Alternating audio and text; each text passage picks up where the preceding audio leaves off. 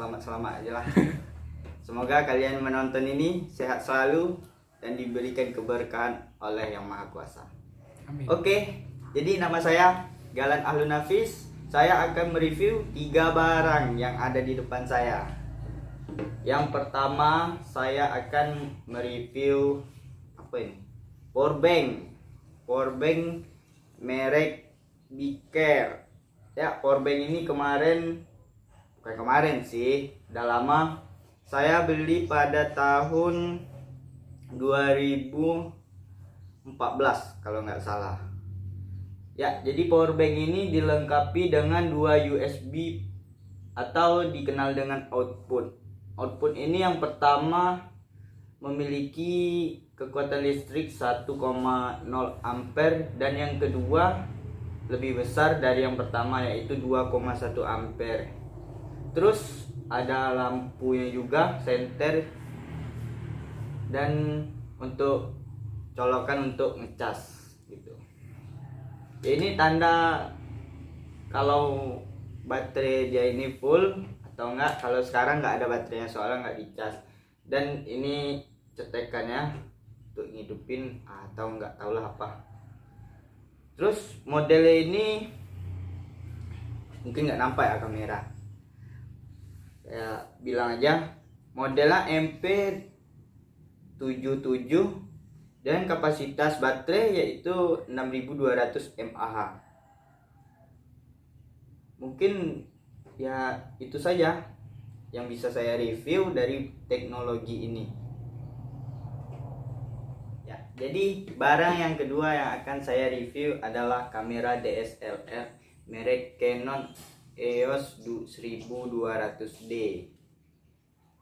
Kemarin saya membeli kamera ini dengan harga berapa kemarin? Dengan harga sekitar kalau nggak salah 5 jutaan, kurang lebih 5 jutaan ke atas kalau nggak lepas. Jadi kita akan review kamera ini dari mana dulu? Soalnya saya bingung kan. Saya nggak hafal kalau masalah review tentang spek atau apa. Mungkin saya akan melihat teks atau dari internet saja. Kalau ini dari segi tipe, lensanya digital, refleks lensanya tunggal dan memiliki AF atau AE yang dapat mengunci kefokusan dari objek yang kita tuju.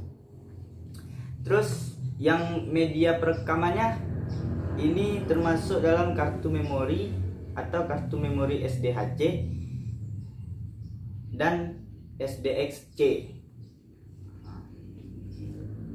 Terus ukuran sensor gambar ini sekitar 22,3 kali 14,9 mm.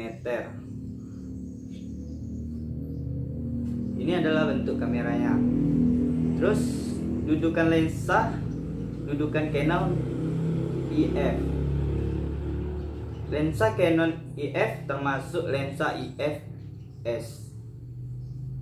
Di luar lensa EF-M memiliki 35 mm setara dengan panjang fokus sekitar 1,6 kali panjang fokus lensa ini.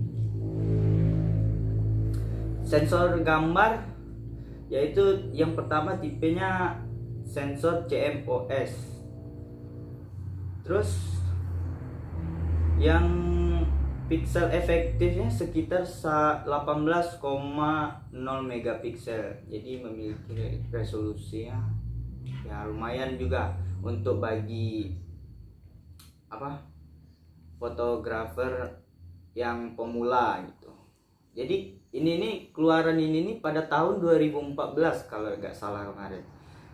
Terus kamera ini kemarin sempat banyak orang yang berminat gitu, yang membeli. Nggak tahu kenapa, mungkin ada kelebihan dan kekurangan tersendiri. Mohon maaf itu motor-motor lewat. Terus apa lagi yang di review ini? Nggak tahu apa ya. Inilah bentuk. di sini ada colokan HDMI out. Jadi untuk memindahkan foto yang sudah kita ambil ke laptop maupun ke HP. Terus ada USB juga. Terus nggak tahu ini colokannya ini ada yang kecil. Terus banyak modenya di sini, kita bisa mode manual atau sebagainya, bisa juga untuk video. Nanti akan saya tunjukkan hasil dari kamera ini. Mungkin nggak seberapa hasilnya. Terus ini di sini ada penyimpanan tempat ini memori. Jadi memorinya kalau kita tekan keluar dia. Jadi kalau mau masukinnya kita tekan lagi. Terus ini ada baterai. Baterainya model LPE10 dengan 7,4 volt, yaitu 860 mAh. Baterainya merek Lion, tak tahu apa. Mungkin itu saja kan.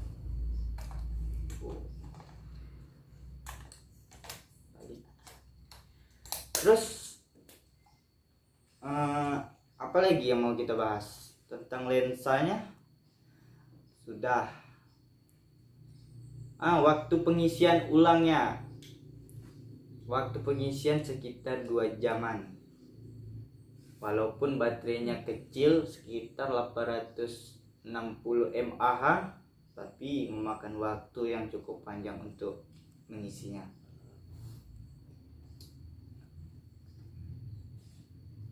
Nggak tahu lagi mau ngapain ini review.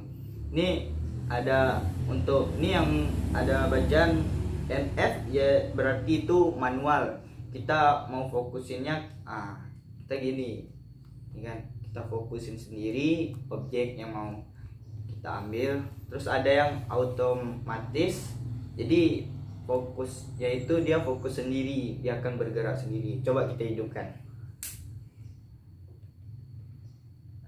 Gini. Jadi di sini kita bisa mengatur semuanya gitu. Mengatur semuanya dari setting. Pokoknya yang ahli-ahli, saya nggak begitu paham. Jadi kalau kita mode otomatis, kita zoom, dia memfokuskan sendiri. Jadi di depan ini dia bergerak dengan sendirinya, memfokuskan objek yang akan diambil. Ini tekannya tepat. Ini ada flash. Kalau gitu. Oh, silau. Gak. Canda sedikit. Agak kaku sih. Terus ini ada tempat untuk tambahan flash yang kayak orang-orang pernikahan atau wedding, ya kan sama saja itu. Jadi di sini ada penambahannya gitu. Terus mungkin ya itu saja untuk review teknologi yang kedua ini. Ini tutupnya. Kita matiin saja. Ya gitu. Oke teman-teman, jadi ini adalah barang yang ketiga atau yang terakhir untuk kita review dan kita bahas sedikit tentang spesifikasinya, tentang desain atau segala macam. Jadi saya akan review ini, laptop Asus TUF Gaming FX 505G. Mantap. Jadi saya bukan di endorse atau apa ya, saya beli sendiri ini untuk kuliah saya. Saya, kalau yang mau tahu, saya kuliah di Universitas Putra Indonesia, Yayasan Teknik Komputer di Padang. Di situ, bagus, universitas saya itu bagus sekali. Saya masuk situ ya karena bagus gitu.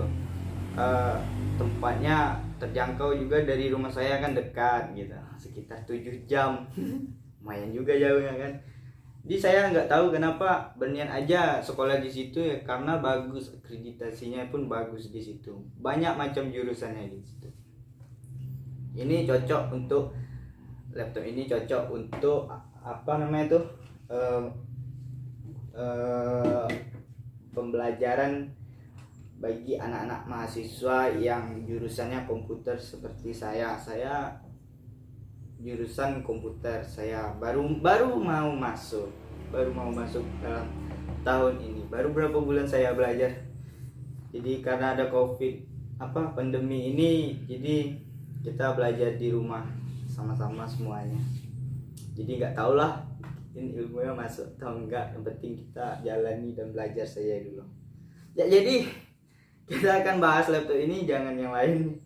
Jadi laptop ini memiliki apa namanya? Coba kita hidupkan dulu. Wah, saya pencet ini kan. Asus Insert Incredible.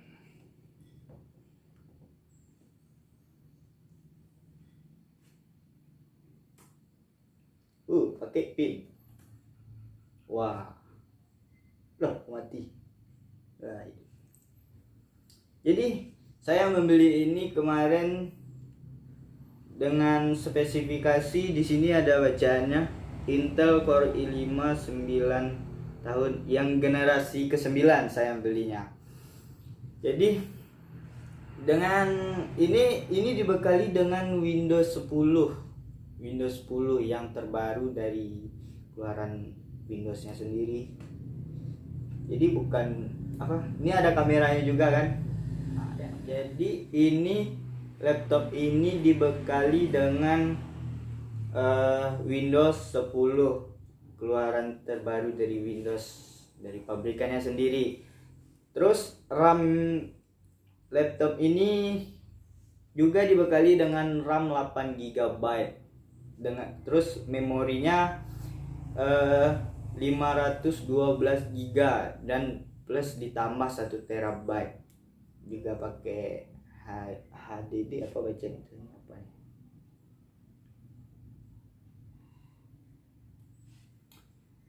Terus spesifikasi yang lain yang di layarnya ini kan, layarnya berapa inci? 15,6 inci sekitar itu ya, sekitar 15,6 inci. Sudah Full HD 1920 kali 1080 Nano HD display 60 Hz. Grafiknya yang saya lihat sekarang, saya nggak tahu ini kan, saya kurang juga. Dilengkapi dengan Intel Ultra HD 3630 plus Nvidia GeForce GTX 1050 4GB GDDR6. Wah, kalau untuk untuk game, wah udah mantap. Apalagi kreator konten kreator yang hobi ngedit gitu, udah kencang dah, sudah. Terus yang input atau outputnya saat speakernya di sini, audio jack combo. Terus satu USB ini dua USB nih, tiga tuh, 2 3. Terus ada satu HDMI yang kedua. Ini casannya di sini casan. Terus ini nggak tahu untuk apa. Ini untuk earphone atau headset. Nah, di sini juga speakernya ada di sini, speaker. Di sini speakernya juga. Di sini ada juga speaker lagi tambahan. Terus di sini ada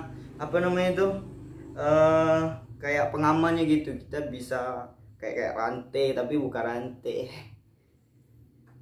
Ini untuk keluar angin dari kipas yang di dalam jika panas atau ya gitu CPU-nya bekerja, kipasnya keluar dari sini. dari segi desainnya ini kalau kita megang ini ya masih berbekas gitu, sidik jari kita berbekas.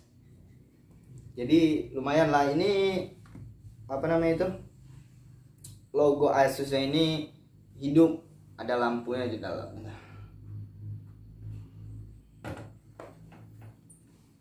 Keyboardnya sudah dilengkapi dengan RGB, jadi bisa kita atur warna atau kedip-kedipnya gitu, acup gitu.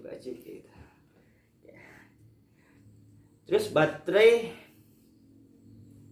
baterainya dilengkapi dengan apa itu, 4 sel 48 watt polimer battery. Oh ya, dengan beratnya lumayan berat sih daripada yang lainnya, soalnya ini agak besar gitu, dengan beratnya sekitar 2,2 kg. Jadi kalau mau yang simple cari aja yang lain gitu kan, merek lain. Kalau ini sih saran untuk main game atau apalah, kayak saya tadi yang saya bilang tadi, apa namanya itu, untuk cocok untuk mahasiswa yang jurusan komputer gitu.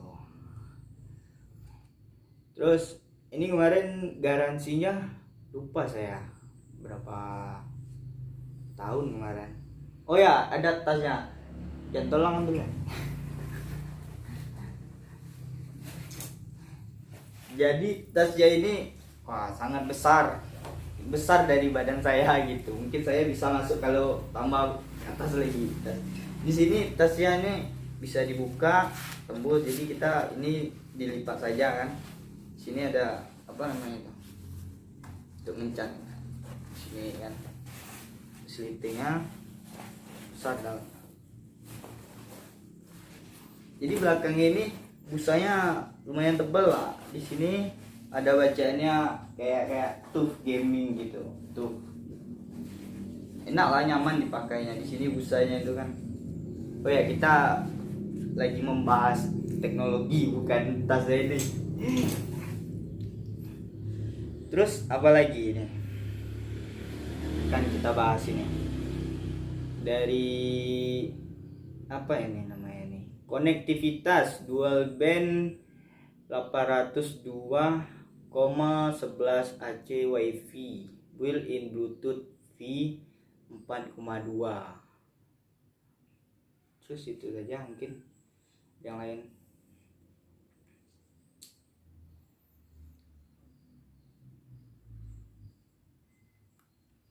Jadi ya mungkin gitu aja. Ini di sini ada bacaannya 144 Hz refresh rate. Mungkin ini nih apa namanya itu, kayak kita mengklik sesuatu atau apa aplikasi gitu, mungkin itu kayak itu langsung terbuka gitu tanpa loading, mutar bikin lama, bosan. Terus layarnya ini dilengkapi dengan IPS level Nano LED display. Terus lagi hyper cool teknologi, jadi ada 2 kipas yang saya bilang tadi akan keluar dari bawah sini kan. Ya dari segi harga lumayan mahal gitu, tapi nggak tahu juga gimana atau enggak ya. Kalau bagi saya lumayan mahal sih harganya, sekitar 10 jutaan ke atas. Ini ada lagi yang di atasnya ini Intel Core i5 generasi ke-10, itu udah bagus. Kemarin saya beli yang ke generasi ke-9. Ya ini ada promosi dikit. Waduh, promosi. Jadi endorse bukan. Ini ada stiker yang skincare 31.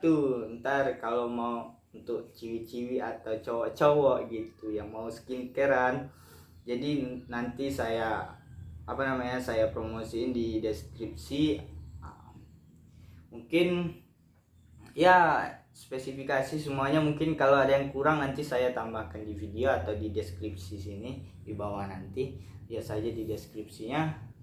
Mungkin sampai sini saja review saya. Mungkin kalau ada yang kurang atau ngomong saya atau perkataan saya ada yang salah, ya mohon dimaafkan karena saya baru belajar nge-review barang-barang teknologi. Ini tadi yang kayak kamera, terus sama power bank, udah lama gitu kan. Saya mau review HP tadi, cuman HP-nya pakai shooting gitu, nggak ada HP lain. Kamera nggak bisa ya buat videonya, nggak tahu gimana, nggak ngerti soalnya, nggak tahu untuk beli untuk apa kemarin. Ya mungkin itu saja, saya minta maaf sebesar-besarnya kalau ada yang salah ya, saya akhiri ya, bye bye.